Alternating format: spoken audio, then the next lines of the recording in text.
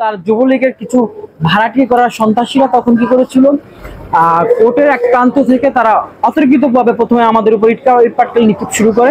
আর তাদের হাতে যে পিস্তল ছিল, যেই অস্ত্র ছিল, সেই অস্ত্র দিয়ে তারা আমাদের উপরে অতর্কিতভাবে গুলি শুরু করে।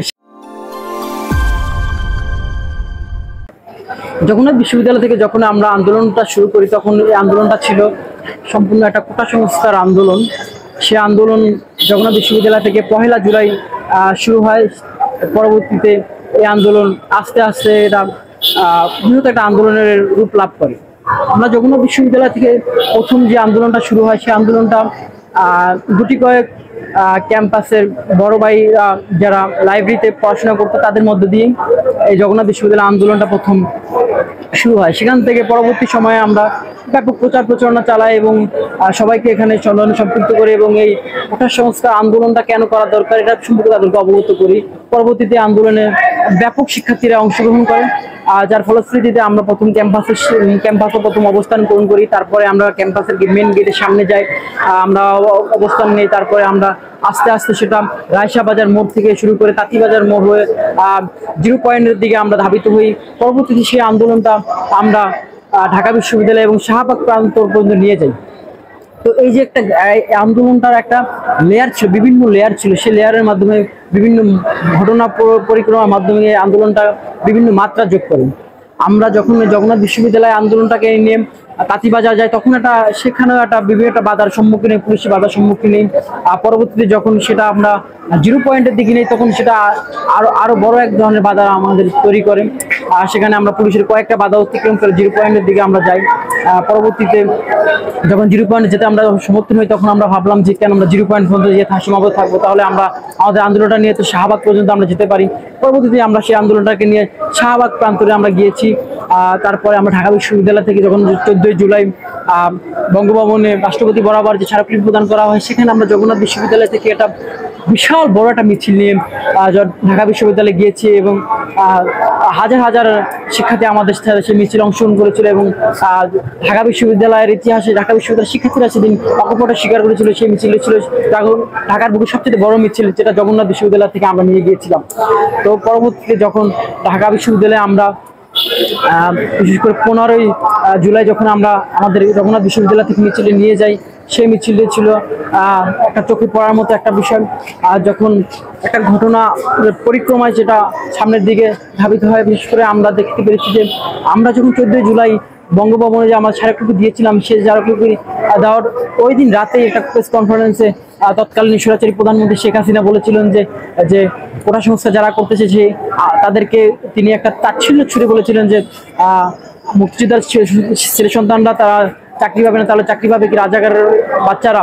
তো এই যে কথাটা বলার পরে যে মানুষের মধ্যে যে একটা ক্ষোভের একটা ঘৃণার তৈরি হয়েছিল, সেটা থেকে তাৎক্ষণিকভাবে আমরা রাতের বেলা সেই প্রতিবাদ শুরু আমরা বলেছিলাম যে চেয়েছিলাম অধিকার, হয়ে গেলাম রাজাকার। সেই স্লোগান নিয়ে আমরা রাতের বেলা ঢাকা বিশ্ববিদ্যালয় টিএসসি থেকে শুরু করে জগন্নাথ বিশ্ববিদ্যালয়ে হাজার হাজার শিক্ষার্থী নিয়ে আমরা কিন্তু প্রতিবাদ শুরু বিক্ষোভ মিছিল করেছিলাম এবং পরের দিনই 15 জুলাই আমরা জগন্নাথ বিশ্ববিদ্যালয় থেকে বিশাল বড় মিছিল নিয়ে ঢাকা বিশ্ববিদ্যালয়ে গিয়েছিলাম। কিন্তু সেদিনকে একটা ভীতিকর একটা স্মৃতি, সেই স্মৃতি আজও চোখের সামনে ভেসে ওঠে। আর ইতিহাসের একটা অন্যতম একটা কলঙ্কিত দিনই বলা যায়। সেদিন ঢাকা বিশ্ববিদ্যালয়ের এক মতন একটা শিক্ষাঙ্গনের প্রাঙ্গণে সেদিন বাংলাদেশের বিভিন্ন ইউনিভার্সিটি কলেজ থেকে আসা শিক্ষার্থীদের উপরে যে ছাত্রলীগের পেটুয়া বাহিনী এবং মহানগর থেকে যে টোকাই নিয়ে এসে তারা যে শিক্ষার্থীদের উপরে যে একটা বর্বরচিত একটা নৃশংস হামলা চালিয়েছে, সেটা প্রতিটা মানুষের মনে এটা ক্ষোভের জায়গা তৈরি করেছিল, যার ফলশ্রুতিতে এই আন্দোলন কিন্তু তখন আর বৈষম্যবিরোধী ছাত্র আন্দোলনের দিকে থাকে না। সেই আন্দোলন কিন্তু পরবর্তীতে স্বৈরাচার পতনের আন্দোলনের দিকে ধাবিত হয়েছে এবং 1 দফা আন্দোলনের দিকে সর্বশেষ 9 দফা থেকে 8 দফা, 8 দফা থেকে 1 দফা আন্দোলনের দিকে পরবর্তী সময় এটা ধাবিত হয়েছিল। 15 জুলাই হামলার পরবর্তী সময় 16 জুলাই বিভিন্ন ক্যাম্পাসগুলো থেকে বিশেষ করে ছাত্রলীগকে বিতাড়িত করার জন্য একটা শিক্ষার্থীদের মধ্যে একটা ইস্যু হয়ে গেল যে ক্যাম্পাস থেকে ছাত্রলীগ হটাতে হবে। এই ফলশ্রুতিতে আমরা ওই দিনকে ঘটনার পরে আমরা সিদ্ধান্ত নিলাম যে জগন্নাথ বিশ্ববিদ্যালয় থেকে যে ছাত্রলীগ আছে সেই ছাত্রলীগকে আমরা ক্যাম্পাস থেকে বিতাড়িত করব। তার জন্য আমরা জগন্নাথ বিশ্ববিদ্যালয়ের সকল শিক্ষার্থীদেরকে এই বিষয়টা আমরা বোঝাতে চেষ্টা করলাম এবং আমরা আমরা ভাবলাম যে ঠিক আছে, আমরা যেহেতু 15ই জুলাই ঢাকা বিশ্ববিদ্যালয়ে গিয়ে আমরা একদম অহিংসভাবে সেখানে গিয়েছিলাম, আমাদের সাথে কোনো লাঠিসোঁটা বা কোনো প্রতিরোধের কোনো ব্যবস্থা ছিল না, যার কারণে আমরা সেদিন বিভিন্নভাবে রক্তাক্ত হয়েছে, আহত হয়ে ঢাকা মেডিকেল বিভিন্ন হসপিটালে চিকিৎসা নিয়েছি। এরপর আমরা সিদ্ধান্ত নিলাম যে না, আমরা প্রতিরোধ করব। যদি আমাদের উপরে পরবর্তীতে যদি ক্যাম্পাসে ছাত্রলীগ দ্বারা কোনো ধরনের হামলা হয় তাহলে আমরা প্রতিরোধ করব। প্রতিরোধ করার জন্য কি করা দরকার তার জন্য আমরা ভেবেছিলাম যে ওই দিন আমরা ক্যাম্পাসে কেউ একেবারে স্বাভাবিকভাবে কেউ আসবো না, অ্যাটলিস্ট ছাত্রলীগ যদি আমাদের প্রতি হামলা চালায় আমরা যাতে প্রতিরোধটা করতে পারি সেই ধরনের প্রস্তুতি নিয়ে আমরা আসছি। এবং আমরা জগন্নাথ বিশ্ববিদ্যালয় তখন যারা নেতৃত্ব ছিলাম, যারা আন্দোলনটা পরিচালনা করছিলাম, তারা আমরা বলেছিলাম যে আমরা কেউ স্বাভাবিকভাবে আসবো না, আমরা অ্যাটলিস্ট প্রতিরোধ করার মতো আমাদের সাথে কিছু নিয়ে আসবো। যার ফলশ্রুতিতে পরের দিন 16 জুলাই সকল শিক্ষার্থীরা তাদের ন্যূনতম একটা প্রতিরোধ ব্যবস্থা বা তার হাতে একটা লাঠি অথবা কিছু নিয়ে আসছিল, যাতে ছাত্রলীগদের হামলা হলে সেই হামলাকে প্রতিরোধ করা যায় এবং সেই হামলার যাতে আমরা মোকাবেলা করতে পারি সেজন্য আমরা সাধারণ শিক্ষার্থীর পাশাপাশি আমরা জগন্নাথ বিশ্ববিদ্যালয় তৎকালীন যে বিভিন্ন ক্রিয়াশীল সংগঠন আছে সেই সংগঠনগুলোর সাথে আমরা কথা বলেছিলাম।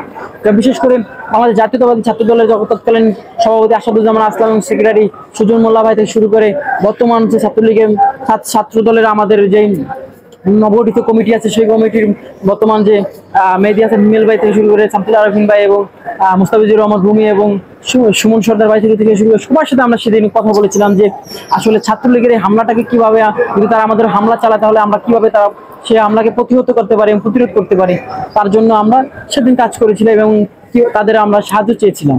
পরবর্তীতে তারা আমাদের পাশে এসে দাঁড়িয়েছিল এবং তাদের হাজার যারা নেতাকর্মী আমাদের সাথে সেই আন্দোলনে অংশগ্রহণ করেছিল এবং সেই অংশগ্রহণ করার পরে আমরা জগন্নাথ বিশ্ববিদ্যালয়ের বাকি শিক্ষার্থীরা সেদিন একটা শক্তি সাহস পেয়েছিল এবং ক্যাম্পাস থেকে আমরা সেদিন ছাত্রলীগকে বিতাড়িত করতে সক্ষম হয়েছি। আমরা যখন ক্যাম্পাস থেকে মিছিলটা নিয়ে বের হয়ে কোর্টের দিকে সামনের দিকে যাই, সেই মিছিলে একটা জনসমুদ্রের রূপ ধারণ করেছিল। সেই মিছিলে তৎকালীন যে কাউন্সিলর ছোটন কাউন্সিলর এবং তার যুবলীগের কিছু ভাড়াটি করার সন্ত্রাসীরা তখন কি করেছিল, কোর্টের এক প্রান্ত থেকে তারা অতর্কিতভাবে প্রথমে আমাদের উপর ইটপাটকেল নিক্ষেপ শুরু করে।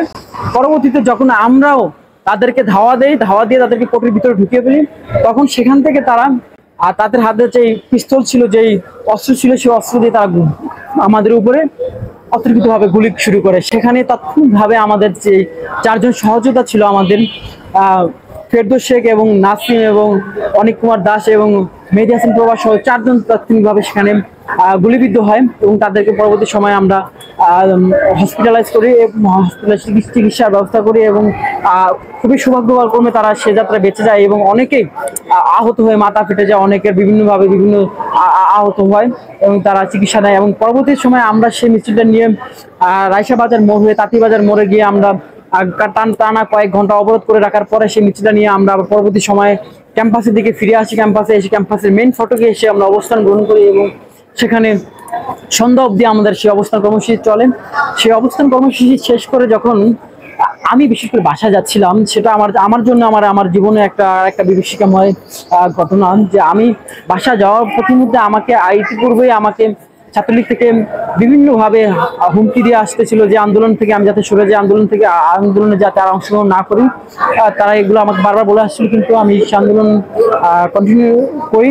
যার ফলশ্রুতিতে তারা যে সূত্রাপুরে যে স্থানীয় ছাত্রলীগ আছে সেই ছাত্রলীগকে আমার বিরুদ্ধে লেলিয়ে দেয় এবং আমি যাতে বাসা যাওয়ার পথে তারা তাদের স্থানীয় যে ছাত্রলীগ আছে সে ছাত্রলীগ আমাকে আগে থেকে ফলো করতেছিল। যখন আমি আন্দোলনটা শেষ করে বাসার দিকে যাচ্ছিলাম, তো বাসা যাওয়ার প্রতিমধ্যে তারা আমার বাসার একটু আগেই ওদের একটা অফিস আছে, যে ছাত্রলীগের একটা অফিস ছিল সূত্রাপুরে, তো সেই অফিস থেকে ওরা বের হয়ে 10-12 জন লোক বের হয়ে ওদের হাতে হকি স্টিক, স্টাম্প, লাঠিসোঁটা এগুলো ছিল এবং ওই যে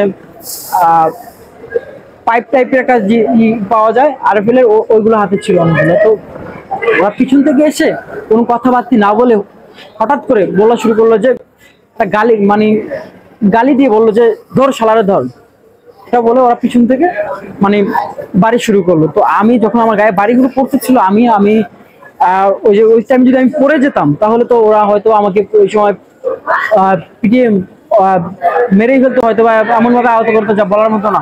তো আমি কোনো দিকে সামনে ওদের এই অবস্থা দেখে আমার গায়ে যখন বাড়ি পড়া শুরু করলো, তখন আর আমি কিছু না ভেবেই আমি সামনে দৌড় দিলাম। এবং দৌড়িয়ে প্রায় 1 কিলোর কাছাকাছি দৌড়ে যখন আমার সামনে আমার যে বাড়ি, আমার বাসায় আমি দৌড়ে উঠে গেলাম। আমি দৌড়ে আমার বাসা পর্যন্ত গেলাম। আমি ভাবছি হয়তো বা ওরা আর আসবে না, কিন্তু দুঃখজনক বিষয় হলো ওরা আমার সাথে দৌড়াতে দৌড়াতে আমার বাসার 6 তলা পর্যন্ত উঠছে। আমি যায়া আমার বাসার গেট লক করে দিলাম। গেট লক করার পরেও আমার গেটে ওরা লাথি ধাক্কা দিতে দিতে আমার গেটের লকটা পর্যন্ত খুলে ফেলার অবস্থা।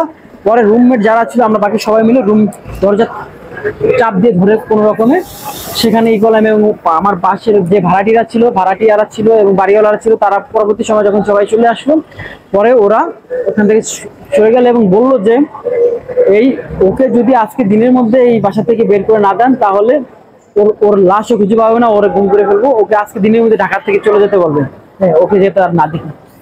এই ঘটনার পরবর্তীতে আমি আমার সহযোদ্ধারকে বিষয়টা অবগত করি। তারা আমাকে নিয়ে খুব চিন্তিত হয়ে পড়েন এবং আমার যে সংগঠন বাংলাদেশ জাতীয়তাবাদী ছাত্র দল আমি তৎকালীন সভাপতি আসাদুজ্জামান আসলাম ভাইকে বিষয়টা অবগত করি এবং আমার মোস্তাফিজুর রহমান রুমি ভাইকেও বিষয়টা অবগত করি। পরবর্তী সময় তারা আমার নিরাপত্তার কথা চিন্তা করে তারা আমাকে ওইখান থেকে রাতে সরিয়ে নিয়ে তাদের সাথে আমাকে কেরানীগঞ্জ তাদের বাসায় রাখে এবং আমি সেখানে থেকে পরবর্তীতে আন্দোলনগুলোতে অংশগ্রহণ করি। তো আমার এরপরের যে ঘটনাগুলো জগন্নাথ বিশ্ববিদ্যালয় থেকে, এরপরে আমরা 16 তারিখের পরে আমরা যখন ক্যাম্পাসে অবস্থানটা আমাদের হাতে চলে আসে, ছাত্রলীগ যখন ক্যাম্পাসে আসতে পারে না, তখন তারা পুলিশ ধারা ক্যাম্পাসটা পুরোপুরি তাদের নিয়ন্ত্রণে নিয়ে যায়। পুলিশে আমাদের গেটের মেইন ফটকে পুলিশের বিভিন্ন সাজোয়াজান থেকে শুরু করে পুলিশের একটা পুরো টহল বসে যায় যে আমরা ক্যাম্পাসে এসে যে 10 জন 5 জন এসে এক জায়গায় এসে দাঁড়াবো, এক জায়গায় জড়ো হয়ে আমরা যে আন্দোলনটা পরিচালনা করবো, সেই সুযোগটাই আমরা পাচ্ছিলাম না। আমরা একটু ঝড়ো হলেই পুলিশ এসে আমাদের ছত্রভঙ্গ করে দেয়। কিন্তু যার কারণে আমরা 16 জুলাই পর ক্যাম্পাসে আর কোনো জগন্নাথ বিশ্ববিদ্যালয়ের ব্যানারে আমরা কোনো আন্দোলন সংগ্রামে অংশগ্রহণ করতে পারি নাই। আমরা বারবার কিন্তু চেষ্টা করেছিলাম আমরা যে জগন্নাথ বিশ্ববিদ্যালয় থেকে আবার আন্দোলনগুলো বের করার চেষ্টা করেছিলাম, কিন্তু পুলিশের সেই হামলার কারণে, পুলিশের যেই তখন সেই তাণ্ডবের কারণে আমরা সেটা করতে সক্ষম হই নাই। পরবর্তী সময়ে আমরা বিশেষ করে 19শে জুলাই শুক্রবার দিনে আমরা চিন্তা করলাম যে না, আজকে আমাদের যে কোনো মূল্যে হোক বের হতে হবে। আমরা তখন ভাবলাম যে আমরা 10টায় বের হব। তো 10টার সময় আমরা অনেকে আসলাম, বিভিন্ন জায়গায় বিভিন্ন অবস্থান নিলাম, কিন্তু যখনই আমরা 10 জন 5 জন একসাথে হই তখনই পুলিশ আমাদেরকে ছত্রভঙ্গ করে দেয়। পরবর্তী সময়ে আমরা 11টা সাড়ে 11টার দিকে আমরা আবার জগন্নাথ বিশ্ববিদ্যালয়ের সামনে যে ভিক্টোরিয়া পার্কটা আছে সেখানে আমরা অনেকে এসে অবস্থান নিই। অবস্থান নেওয়ার পরে পুলিশের সাথে আমাদের একটা কথা কাটাকাটি হয়। সেখানে আমাদের আরেক সহযোদ্ধা নুরনবী সেদিন পুলিশের হাতে গ্রেপ্তার হয়। গ্রেপ্তার হওয়ার পরে আমরা তখন আবার ছত্রভঙ্গ হয়ে যে যার মতো করে সেখানে চলে যাই। আমরা কোনোভাবে আন্দোলনটাকে সবাইকে জড়ো করতে পারতেছিলাম না। পরে ভাবলাম যে আমরা যেহেতু শুক্রবার জুমার নামাজের পরে আমরা সবাইকে নিয়ে আবার আন্দোলনে নামবো। তো সেই ওভাবে আমরা তখন জুমার নামাজ পড়লাম। নামাজ শেষে আমরা সবাই মিলে আবার আমরা লক্ষ্মীবাজার মোড়ে আমরা সবাই মিলে আবার অবস্থান নিলাম এবং তখন পুলিশের সাথে প্রায় ঘন্টা দিয়ে ধাওয়া পাল্টা দেওয়া আমাদের মধ্যে চলতে থাকে। তো এই ধাওয়া পাল্টা দেওয়ার ফলে একটা সময় যেমন police tear shell, sound grenade এবং রাবার বুলেট মারতে ছিল, তখন আমরা বাধ্য হই আস্তে আস্তে আমরা পিছু হটতে বাধ্য হই। তো পিছু হটতে আমরা পরবর্তীতে এসে আমরা যখন পাতলাখান লেনের মোড়ে আমরা যখন অবস্থান গ্রহণ করি, সেখানেও পুলিশের সাথে আমাদের প্রায় ঘন্টাখানিক ধাওয়া পাল্টা দেওয়া হয় এবং সেখানে আমরা অবস্থান গ্রহণ করি। পরবর্তীতে যখন পুলিশ কোনোভাবেই আমাদেরকে সেখান থেকে আমাদেরকে ছত্রভঙ্গ করতে পারতেছিল না, তখন পুলিশ পরবর্তীতে সেখানে তারা গুলি বর্ষণ করতে বাধ্য হয়, গুলি ছুড়ে। এবং সেখানে চোখের সামনে যে মর্মান্তিক ঘটনা সাক্ষী হয়েছে, সেখানে আমার এই 2 সহযোদ্ধা জগন্নাথ বিশ্ববিদ্যালয়ের সেখানে অনেক নেতৃবৃন্দ সেখানে অংশগ্রহণ করেছিল, কিন্তু যে 2 সহযোদ্ধা কবিনর সরকারি কলেজের 2 জন, একজন কাউসার, আরেকজনের নাম আমার এই মুহূর্তে মনে পড়তেছে না, 2 জন ওই তাৎক্ষণিক সেখানে মৃত্যুবরণ করে গুলি লেগে। একজনের মাথার এখানে গুলি লেগে মাথার একবারে মস্তিষ্কটা আলাদা হয়ে মাটিতে পড়ে যায়, আরেকজনের চোখে গুলি লেগে পিছন দিয়ে বেরিয়ে যায়। 2 জন লোকে ওইখানে একদম অন দ্য স্পটে মারা যায়। এই যে তাদের যে করুণ মৃত্যু, সেই মৃত্যু এখনো চোখের সামনে ভেসে ওঠে। পরবর্তী সময়ে বাংলাদেশের যে প্রেক্ষাপট হয়েছিল সেটা সবাই জানে যে কারফিউ ভেঙে যে আন্দোলন সংগ্রামে অংশগ্রহণ করা, এবং মাঝে মধ্যে যে পুরো বাংলাদেশের যে নেট নেট বন্ধ করে দিয়ে কিভাবে মানুষের উপরে যে হত্যাযজ্ঞ চলেছিল সেটা সবাই এই বিষয়ে অবগত আছেন।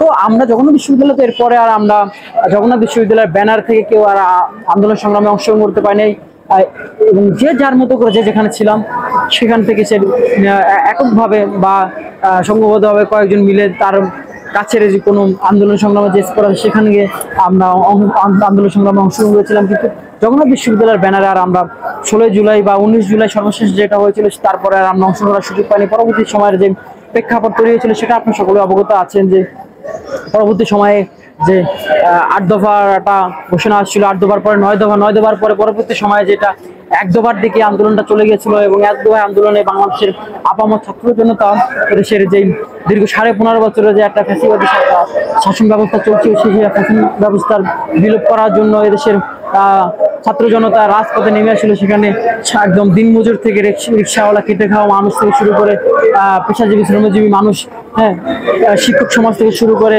সাংবাদিক থেকে শুরু করে সবাই যে আন্দোলন সংগ্রামে স্বতঃস্ফূর্তভাবে অংশগ্রহণ করেছিল, সে অংশগ্রহণের ফলে এদেশ থেকে শেখ হাসিনার মতো একটা ফ্যাসিস্টকে বিতাড়িত করতে সক্ষম হয়েছে। এবং আমরা দৃঢ়ভাবে বিশ্বাস করি যে জুলাইয়ের যে গণ-অভ্যুত্থানের যে চেতনা, সেই চেতনাকে আমরা সামনে রেখে, সেই চেতনাকে জাগ্রত রেখে বাংলাদেশে যদি আবার অনগত দিনে যদি এই ধরনের কেউ ফ্যাসিবাদী শাসন ব্যবস্থা কায়েম করতে চায়, তাহলে এদেশের আপামর ছাত্র জনতাও সেই ফ্যাসিবাদকে দমন করবে, সেই ফ্যাসিবাদকে দেশের মাটি থেকে উৎখাত করে বলে আমি দৃঢ় বিশ্বাস রাখি।